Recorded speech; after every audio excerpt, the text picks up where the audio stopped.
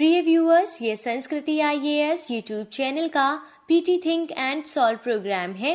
इस प्रोग्राम के अंतर्गत प्रत्येक दिन यूपीएससी और स्टेट पीसीएस से संबंधित 5 प्रश्न व्याख्या सहित उत्तर के साथ दिए जाएंगे। हमें आशा है कि ये प्रोग्राम आपकी तैयारी में मददगार साबित होगा। तो चलिए देखते हैं आज के अपने पहले प्रश्न को। वित्तीय स्थिरता और विकास परिषद के संदर्भ में निम्नलिखित कथनों पर विचार कीजिए। पहला, इसका गठन रघुराम राजन समिति की सिफारिशों पर वर्ष 2008 में किया गया था। दूसरा, इसका उद्देश्य वित्तीय स्थिरता बनाए रखना और वित्तीय क्षेत्र के विकास हेतु मजबूत संस्थागत तंत्र विकसित करना है।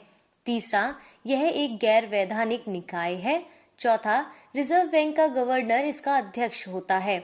उपरोक्त में से कौन सा कथन सही है? ए केवल 2 और 4, बी केवल 1, 3 और 4, सी केवल 2 और 3, डी केवल 1, 2 और 4।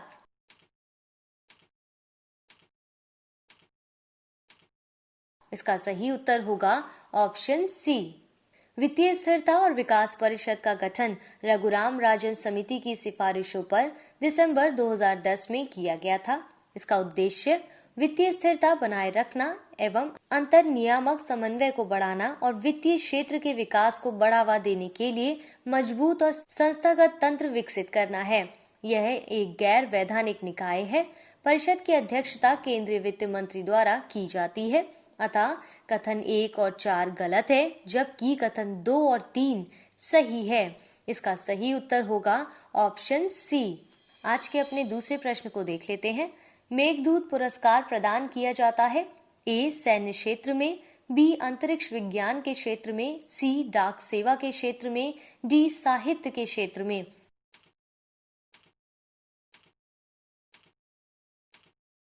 इसका सही उत्तर होगा ऑप्शन सी। मेघदूत पुरस्कार प्रतिवर्ष राष्ट्रीय स्तर पर डाक सेवा में उत्कृष्ट सेवाओं के लिए डाक विभाग द्वारा प्रदान किया जाता है। इसे वर्ष 1984 में शुरू किया गया था। मेघदूत पुरस्कार में 21,000 रुपए की नगद राशि, स्वर्ण पदक और एक प्रशस्ति पत्र प्रदान किया जाता है। अतः विकल्प सी इसका सही उत्तर होगा। आज के अगले प्रश्न को देखते हैं।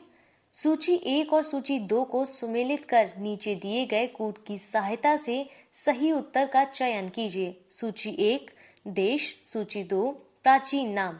ए Malawi, Bechuanaland, B Botswana, Nyasaland, C Eswatini, Swaziland, D Ghana, Gold Coast. इसके कूट कुछ इस प्रकार से हैं। A B C D. A 2134, B 1324, C 2431, D 3241।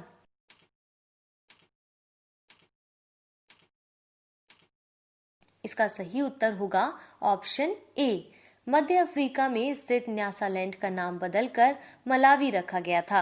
बछुआनालैंड Botswana, gold coast घाना वर्ष 2018 में आधिकारिक तौर पर स्वाजीलैंड का नाम बदलकर एवास्तिनी रखा गया था।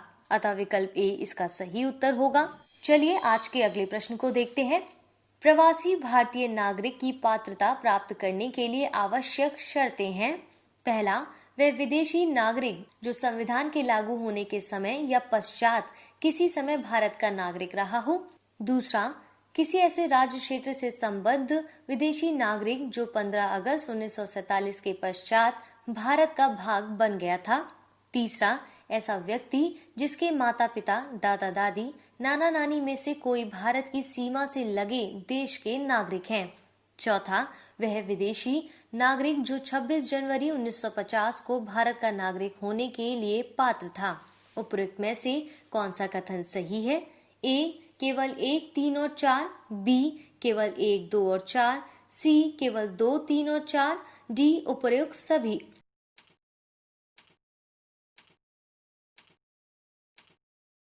इसका सही उत्तर होगा ऑप्शन बी। प्रवासी भारतीय नागरिक यानी ओसीआई की पात्रता प्राप्त करने के लिए आवश्यक शर्तें निम्नलिखित हैं।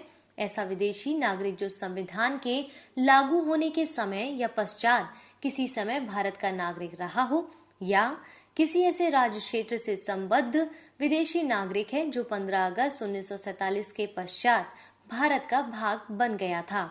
या ऐसा व्यक्ति जिसके माता पिता, दादा दादी, नाना नानी पाकिस्तान और बांग्लादेश के नागरिक हैं, वे आवेदन करने के पात्र नहीं हैं।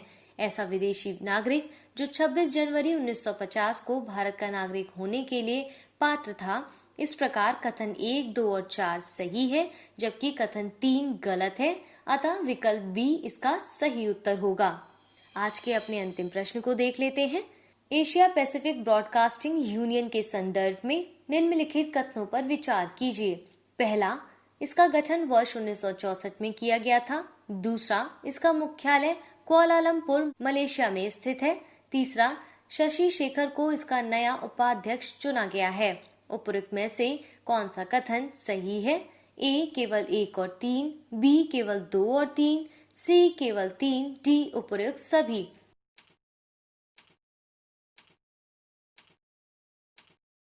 इसका सही उत्तर होगा option D. Asia Pacific broadcasting union का गठन वर्ष 1964 में किया गया था। इसका मुख्यालय कुआलालंपुर मलेशिया में स्थित है। 57 देशों और क्षेत्रों के 286 से अधिक सदस्यों के साथ यह दुनिया के सबसे बड़े प्रसारण संगठनों में से एक है। हाल ही में प्रसार भारती के सीईओ शशि शेखर को तत्काल प्रभाव से 3 साल के लिए एशिया पैसिफिक ब्रॉडकास्टिंग यूनियन का उपाध्यक्ष चुना गया है।